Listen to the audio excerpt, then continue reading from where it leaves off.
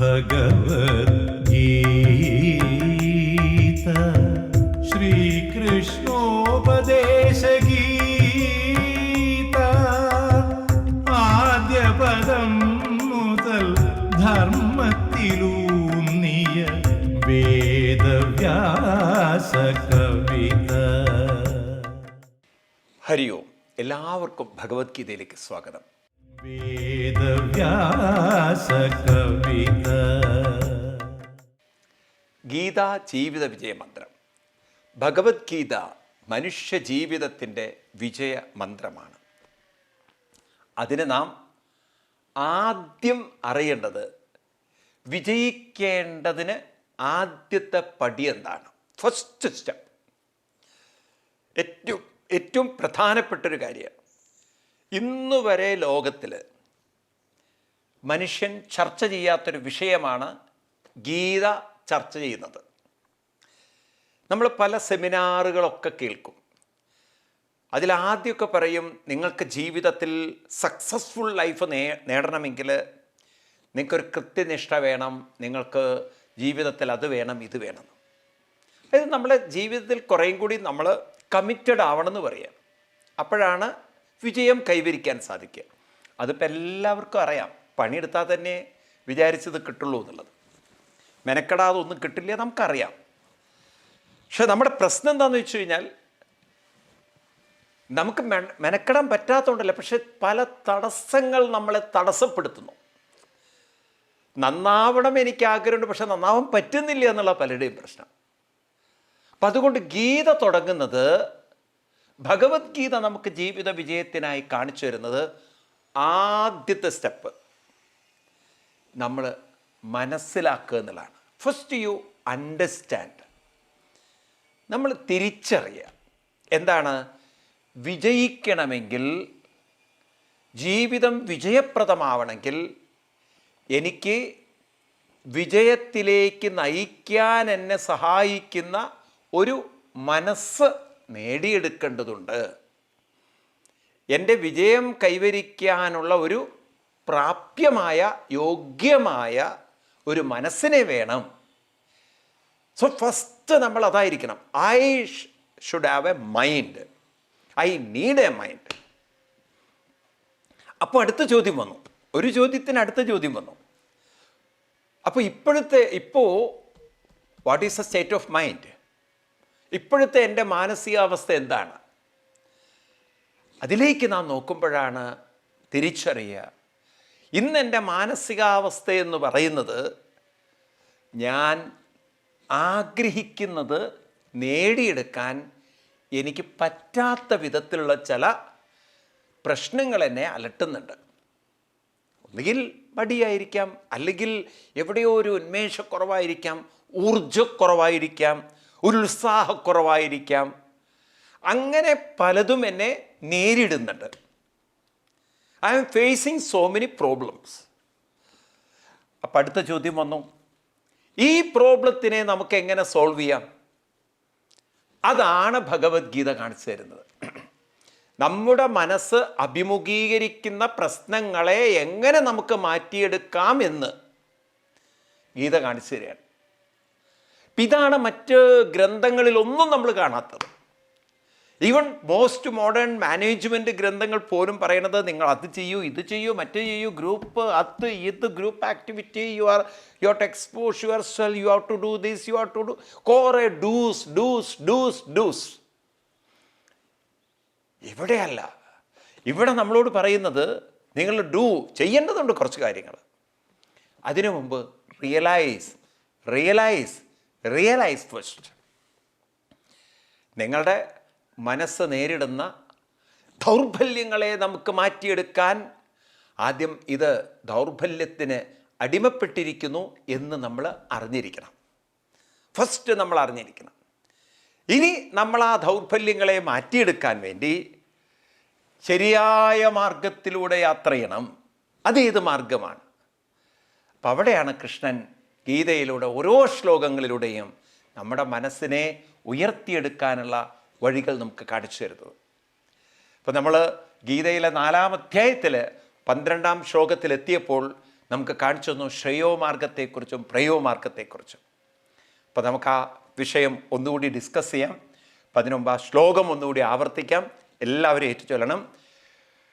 കാംക്ഷന്ത കർമ്മണാം സിദ്ധിം യജന്തൈക ദേവതാം ക്ഷിപ്രം he മാനുഷേ ലോകേ സിദ്ധിർഭവതി കർമ്മജാം. ഈ ലോകത്തിൽ സിദ്ധിം കാംക്ഷന്ത, സിദ്ധി എന്ന് പറഞ്ഞാൽ ഉയർച്ച, ഉന്നതി, വളരെയധികം സമൃദ്ധി, ഐശ്വര്യം, ഇതൊക്കെ പ്രതീക്ഷിക്കുന്ന ആളുകൾ, കാക്ഷിക്കുന്ന ആളുകൾ ദേവതായജന്ത, പല ദേവതകളെ യജിക്കുന്നു. ആ ദേവത എന്ന വാക്കിൻ്റെ അർത്ഥം ഞാൻ പറഞ്ഞു, കേവലം നാം മനസ്സിലാക്കുന്നത് ഒരു കൃഷ്ണൻ രാമൻ എന്ന തലത്തിൽ മാത്രമാവരുത്. പലരും അവരവരുടെ ആഗ്രഹങ്ങൾക്കനുസരിച്ചിട്ടുള്ള, അവരവരുടെ ദൗർബല്യങ്ങൾക്കും അതുപോലെ അവരവരുടെ മാനസികാവസ്ഥയ്ക്കും അനുസരിച്ച് കെട്ടുകളിൽ പെട്ടുപോകുന്നു. അങ്ങനെ കൂട്ടുകെട്ടിൽ പെട്ടുകൊണ്ട് പലരും പല കാര്യങ്ങളും നേടിയെടുക്കുമ്പോൾ അവസാനം അത് അവരെ എവിടെ കൊണ്ടെത്തിക്കുന്നു എന്നത് നാം കാണുന്നുമുണ്ട്.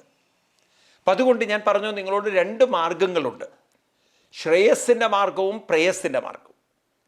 ഈ പ്രേയസ്സിൻ്റെ മാർഗം എന്ന് പറഞ്ഞാൽ എനിക്ക് പെട്ടെന്ന് പൈസ ഉണ്ടാക്കണം, അടിച്ചു പൊളിച്ച് ജീവിക്കണം, എനിക്കും അത് വേണം, ഇത് വേണം, എനിക്കും വളരെ ഹൈ പോഷ് ലൈഫ് വേണം.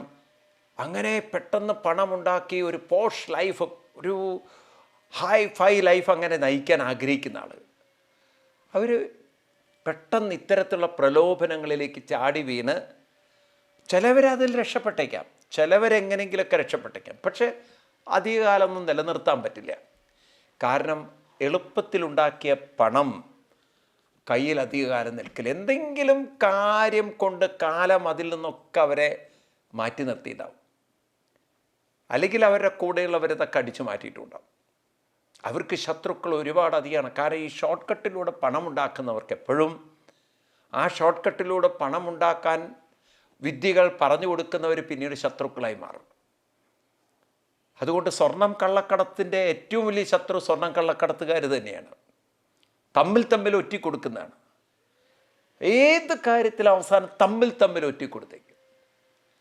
അവസാനം എന്തുണ്ടായി? ഇന്ന് കണ്ടില്ലേ, കോടീശ്വരന്മാരായിത്തീരേണ്ട ആളുകൾ ജയിലിൽ കിടക്കുകയാണ്. കാരണം കള്ളക്കടത്തിൻ്റെ ആ മാർഗത്തിലൂടെ പോയവരാണ് അവർ. അപ്പം ഇവിടെയാണ് നമ്മൾ മനസ്സിലാക്കേണ്ടത്. നമുക്ക് പ്രയോ മാർഗം പെട്ടെന്നൊരു, നമ്മൾ ഈ ചില പടക്കമൊക്കെ കത്തിക്കുന്ന പോലെയാണ്. അതിൽ ഈ പ്രത്യേകിച്ച് നമ്മൾ പൂവൊക്കെ കത്തിക്കില്ലേ, എന്തൊരു പ്രകാശമായിരിക്കും, പക്ഷെ അധികകാലം നിൽക്കില്ല. നമുക്ക് എങ്ങനെയുള്ള ജീവിതം വേണം, സമ്പത്ത് വേണം. പക്ഷേ അടിസ്ഥാനമായി നമ്മൾ മനസ്സിലാക്കേണ്ടത് ജീവിതത്തിൻ്റെ സന്തോഷവും സുഖവും ഭൗതികമായ കാര്യങ്ങളെ ആശ്രയിച്ചല്ല നിൽക്കുന്നത്. അത് നമുക്ക് അടിസ്ഥാനമായിട്ട് അറിയണം, മനസ്സിലാക്കണം. ജീവിതത്തിൻ്റെ സുഖവും സന്തോഷവും ഭൗതിക സാഹചര്യങ്ങളെ ആശ്രയിച്ചല്ല നിൽക്കുന്നത്. അത് നാം മനസ്സിലാക്കിയാൽ പിന്നെ നമുക്ക് തെറ്റിദ്ധാരണ ഇല്ല. ഭൗതിക സാഹചര്യങ്ങൾക്ക് അനുസരിച്ചായിരുന്നുവെങ്കിൽ, ഞാൻ കഴിഞ്ഞ ക്ലാസ്സിൽ നിങ്ങളോട് പറഞ്ഞു, സമ്പൽ സമൃദ്ധിയുള്ളവർ സുഖമായി കിടന്നുറങ്ങണം. സമ്പൽ സമൃദ്ധിയുള്ളവരുടെ ജീവിതത്തിൽ എല്ലാവിധ സന്തോഷവും സുഖവും വർദ്ധിക്കണം. എന്നാൽ ഒരു കർഷകൻ്റെ വീട്ടിൽ കിട്ടുന്ന സുഖമായ ഉറക്കമോ സ്നേഹമോ സന്തോഷമോ സംതൃപ്തിയോ ഒരു സമ്പൽ സമൃദ്ധിയുള്ള ആളുടെ വീട്ടിൽ നിങ്ങൾ കാണുകയില്ല. ഒരു പാവപ്പെട്ട വീട്ടിലെ കുട്ടി, ഒരു കർഷകൻ്റെ വീട്ടിലെ കുട്ടി അല്പം കഞ്ഞിയും ഒരു ചമ്മന്തിയും അമൃത പോലെ കഴിക്കും. എന്നാൽ ഒരു സമ്പൽ സമൃദ്ധിയുള്ള വീട്ടിലെ കുട്ടിക്ക് എന്തുണ്ടാക്കി കൊടുത്താലും അതൊന്നും വേണ്ട. അവർക്ക് പുറമേ നിന്നുള്ള ഭക്ഷണം കാശ് കൊടുത്ത് മേടിച്ച് ബർഗറോ പിസയോ അങ്ങനെയൊക്കെയുള്ള സാധനങ്ങൾ കഴിച്ചാലേ കഴിച്ചു എന്നുള്ള തൃപ്തിയുള്ളൂ. കഴിഞ്ഞ ദിവസം ഞാൻ പത്രത്തിലൊരു വാർത്ത വായിച്ചതാണ്. ഷാരൂഖ് ഖാൻ്റെ മകൻ അറസ്റ്റിലാണ്.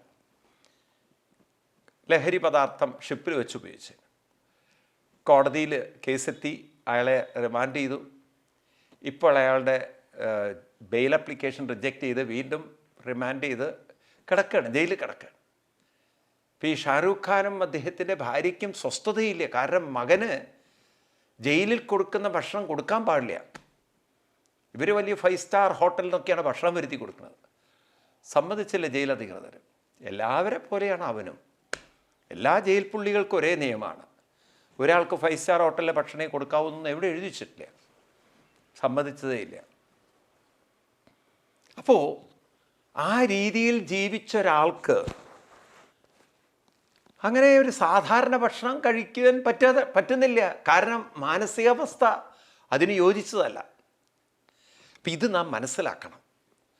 മനുഷ്യൻ്റെ മനസ്സ് ഏത് അനുഭവങ്ങളെയും ഉൾക്കൊള്ളാൻ പറ്റുന്ന വിധത്തിൽ പാകപ്പെടുത്തിയെടുത്ത് എന്നും സുഖവും സന്തോഷവും അനുഭവിച്ചുകൊണ്ട്, സുഖവും സന്തോഷവും പകർന്നുകൊണ്ടുള്ളൊരു ജീവിതമുണ്ടല്ലോ, അതിൻ്റെ പേരാണ് ശ്രേയോമാർഗം.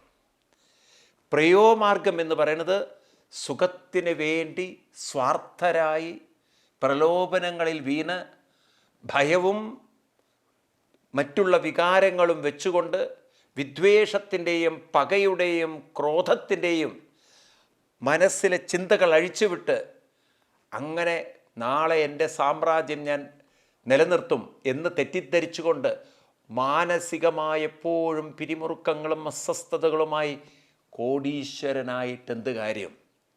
അതുകൊണ്ടാണ് പ്രയോമാർഗത്തിലൂടെ പോയവർക്ക് അധികകാലം നിലനിൽപ്പില്ല. അധികകാലം അവർക്കത് നിലനിർത്താൻ പറ്റില്ല. ശ്രേയോമാർഗം അതല്ല. അവിടെ ഏത് കാര്യത്തിലും സന്തോഷമുണ്ട്, മാനസികമായ ഒരു സ്വസ്ഥരാണ്, സന്തോഷം പകർന്നു കൊടുക്കാൻ പറ്റുന്നുണ്ട്.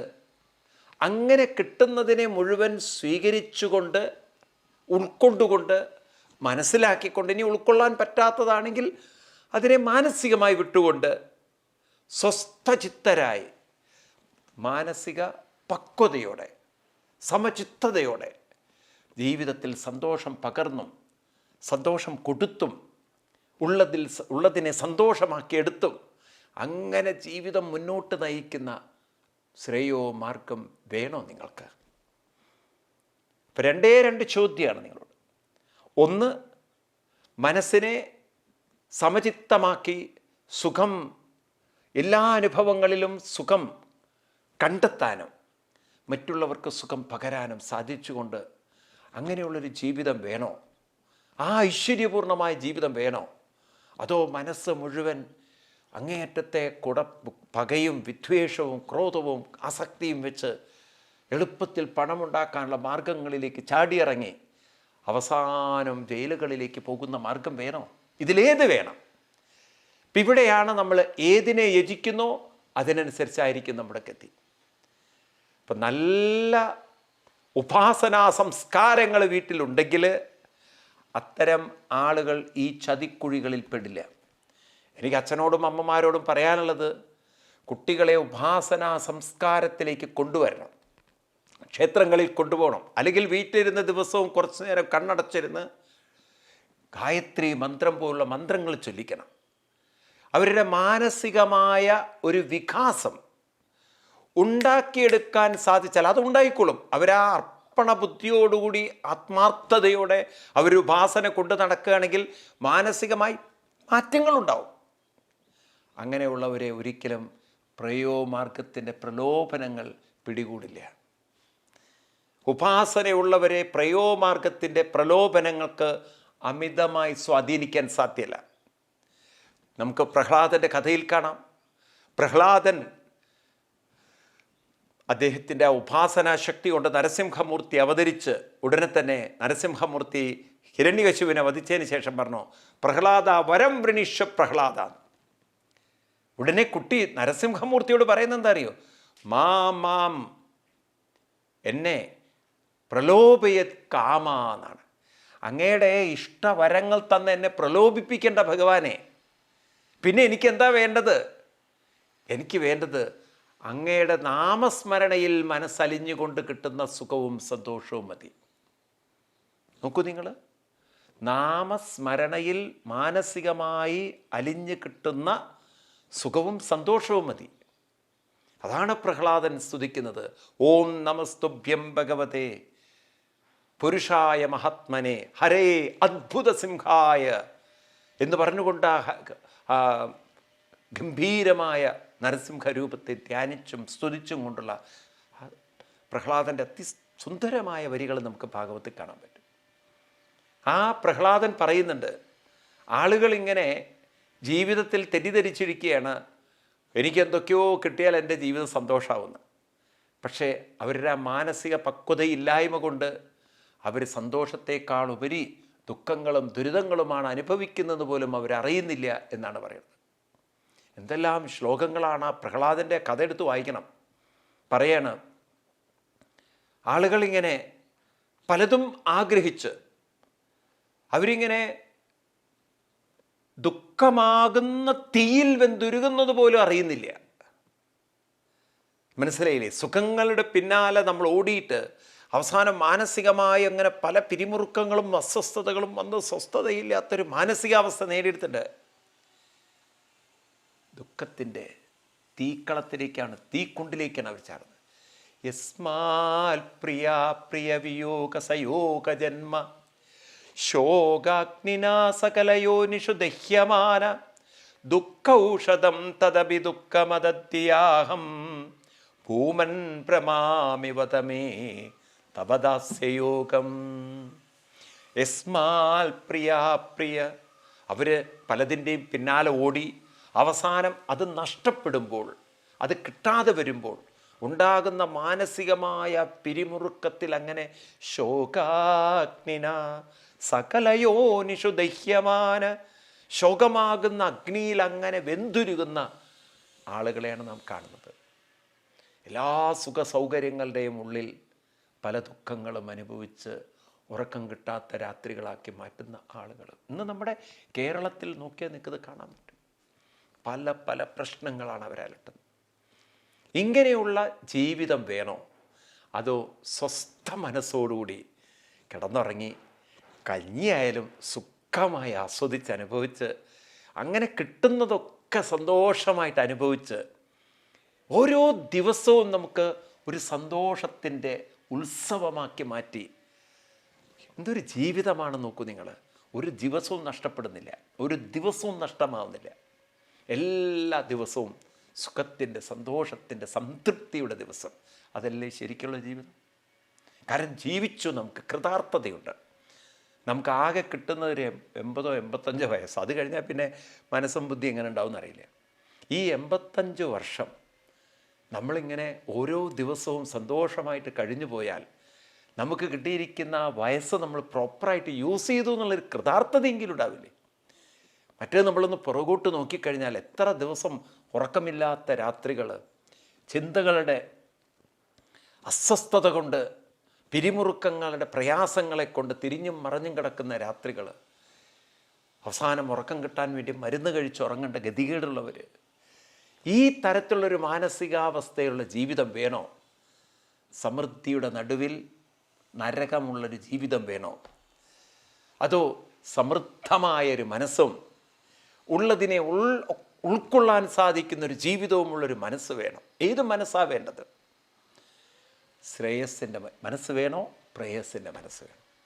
അപ്പം ശ്രേയസ്സിൻ്റെ മനസ്സാണ് വേണ്ടതെങ്കിൽ ആ ശ്രേയസ്കരമായൊരു മനസ്സിനെ നമുക്ക് വികസിപ്പിച്ചെടുക്കാൻ ചില പ്രയത്നങ്ങൾ ആവശ്യമുണ്ട്.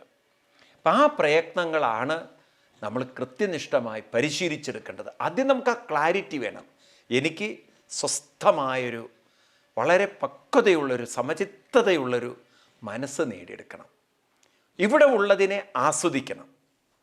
എനിക്കിഷ്ടമില്ലാത്തതാണെങ്കിൽ ഞാനതിൽ അസ്വസ്ഥനാവേണ്ട കാര്യമില്ല.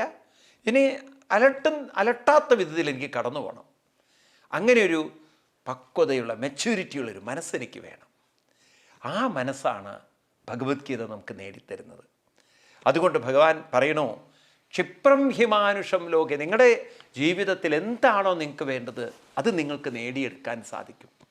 അപ്പം അതിന് നിങ്ങൾ യജന്തൈവ ദേവത ഇഹ ദേവത, നിങ്ങൾ ചില ഉപാസനകൾ അനുഷ്ഠിക്കേണ്ടതുണ്ട്, ചില കൃത്യനിഷ്ഠകൾ അനുഷ്ഠിക്കേണ്ടതുണ്ട്. അപ്പോൾ വെറുതെ ഇതൊന്നും കിട്ടില്ല. നമ്മളിപ്പോൾ ഒരു പക്വതയുള്ള മനസ്സ് വേണം, സ്വസ്ഥതയുള്ള മനസ്സ് വേണം, സമചിത്തമായ മനസ്സ് വേണം എന്നൊക്കെ ആഗ്രഹിക്കാൻ മാത്രം നമുക്ക് എന്ത് വേണം ചെയ്യാം. പക്ഷേ അത് നേടിയെടുക്കണമെങ്കിൽ അതിനു വേണ്ടി നിരന്തരമായി ചില ഉപാസനാ സമ്പ്രദായങ്ങളെ നമ്മൾ അനുഷ്ഠിക്കേണ്ടതുണ്ട്, ചില കൃത്യനിഷ്ഠകൾ നമ്മൾ കൊണ്ടു നടക്കേണ്ടതുണ്ട്. അപ്പം അവിടെയാണ് നമ്മളുടെ ജീവിതത്തിൽ പലരും ആ ഒരു കമ്മിറ്റ്മെൻറ്റ് പ്രോപ്പറായിട്ട് ചെയ്യാത്തത്. അപ്പം എനിക്കൊരു കൃത്യനിഷ്ഠയുള്ളൊരു മനസ്സുണ്ടെങ്കിൽ, ഒരു ഉപാസനയുള്ള മനസ്സുണ്ടെങ്കിൽ, സമചിത്തമായ മനസ്സെനിക്ക് ഇന്നല്ലെങ്കിൽ നാളെ നേടിയെടുക്കാൻ സാധിക്കും. ഇത് നാം മനസ്സിലാക്കണം. സോ എന്ത് പ്രയത്നം ചെയ്താലും അത് നമുക്കുണ്ടാക്കിത്തരുന്ന പരിവർത്തനം വലുതായിരിക്കും. അപ്പം അതുകൊണ്ട് ആദ്യം ഇത്രയും മനസ്സിലാക്കുക, മനസ്സാണ് പരിവർത്തനം ചെയ്യപ്പെടേണ്ടത്, അതിന് പ്രയത്നം തന്നെ വേണം. ആ പ്രയത്നം ഞാൻ എത്ര നേരത്തെ തുടങ്ങി വയ്ക്കുന്നോ, ആദ്യമൊന്നും എനിക്ക് അറിയില്ല പ്രയത്നം കൊണ്ട് ഗുണമുണ്ടോയെന്ന്. പക്ഷെ ക്രമേണ ക്രമേണ ക്രമേണ ക്രമേണ നമ്മളിൽ സംജാതമാകുന്ന, നമ്മളിൽ അങ്ങനെ രൂപപ്പെടുന്ന ശക്തി, നിങ്ങൾ മൊബൈൽ ചാർജ് ചെയ്യുന്ന സമയത്തുണ്ടല്ലോ, ഇപ്പം തീരെ ചാർജ് പോയിരിക്കുന്ന സമയത്ത് മൊബൈൽ അങ്ങനെ പതുക്കെ പതുക്കെ പതുക്കെ പതുക്കെ, ഇപ്പോൾ ഫാസ്റ്റ് ചാർജിങ് സിസ്റ്റങ്ങളുണ്ടെങ്കിൽ പോലും ചാർജ് അങ്ങനെ കയറി കയറി കയറി കയറി ഒരു 1-2 മണിക്കൂർ കഴിയുമ്പോൾ നിങ്ങൾക്കൊരു കോൺഫിഡൻസ് ആയി. 90%, 92, 93, 94, 98, ആഹാ ഇനിയിപ്പോൾ കുറച്ച് നേരത്തെ മൊബൈൽ ഉപയോഗിക്കാം. ഇപ്പം നേരത്തെ ഒരു 0-ൽ കിടന്ന സാധനം, തീരെ ബാറ്ററി ഇല്ലാതെ ഇരുന്ന സാധനം ഇപ്പോൾ ഫുൾ ബാറ്ററി കാണിക്കണം. ഇതുപോലെ നാം ചെയ്യുന്ന ഉപാസന നിരന്തരമായി അതിങ്ങനെ കൊണ്ടു നടക്കുമ്പോൾ മനസ്സിനുണ്ടാകുന്നൊരു ചാർജിങ് ക്രമേണ ക്രമേണ ക്രമേണ ക്രമേണ നമ്മുടെ ഉള്ളിൽ പരിവർത്തനങ്ങൾ ഉണ്ടാക്കും, മാറ്റങ്ങൾ ഉണ്ടാക്കും. Nothing is accidental, everything is attained through consistent practice. ഇത് മറക്കരുത്. നിരന്തരമായ പ്രാക്ടീസിലൂടെ മാത്രം കിട്ടുന്നതാണ് പരിവർത്തനം. അപ്പം മനസ്സ് ഉയരണമെന്ന് ആഗ്രഹിക്കുന്നവർ ദിവസവും അതിനു വേണ്ടി സമയം മെനക്കെടണം. അപ്പോൾ അങ്ങനെ നമ്മുടെ മനസ്സ് ഉയർന്നു കിട്ടുമ്പോൾ ഒരു കാര്യം നിങ്ങൾക്ക് മനസ്സിലാവും, ഭൗതികവും മാനസികവുമായ വളർച്ച ഒരുമിച്ച് നമുക്ക് കൊണ്ടുപോകാൻ സാധിക്കുമ്പോഴാണ് യഥാർത്ഥ ജീവിതമാകുന്നത്. ഇത് രണ്ടും തമ്മിലൊരു ബന്ധമുണ്ടാക്കണം, മാനസികവും അതുപോലെ ഭൗതികവും. അതെന്താണ്? അത് നമുക്ക് അടുത്ത ക്ലാസ്സിൽ ഡീറ്റെയിൽ ആയിട്ട് നോക്കാം, വിശദമായിട്ട് നോക്കാം. ഇതെല്ലാം നമുക്ക് തരുന്ന അറിവുണ്ടല്ലോ, അതൊരു വലിയ മാറ്റത്തിലേക്ക് നമ്മളെ നയിക്കും എന്നതിൽ യാതൊരു സംശയവും വേണ്ട. എല്ലാവർക്കും മാനസികമായി ഉയരാനുള്ള സകല കഴിവും യോഗ്യതയുമുണ്ട്. അത് നമുക്ക് ഗീതയിലൂടെ മനസ്സിലാക്കിയെടുക്കാം. അടുത്ത ക്ലാസ്സിൽ നമുക്ക് കാണേണ്ടതുണ്ട് എങ്ങനെ നമുക്ക് മാനസികവും ഭൗതികവുമായ നമ്മുടെ 2 ശക്തികളെ സന്തുലിതമാക്കി വെച്ച് മുന്നോട്ട് കൊണ്ടുപോകാൻ പറ്റും. അതുവരെ എല്ലാവർക്കും നന്ദി, നമസ്കാരം, പ്രണാമം. തുടർന്ന് കാണാം നാളെ ഇതേ സമയം. ധർമ്മത്തിലൂന്നിയ വേദവ്യാസ കവിത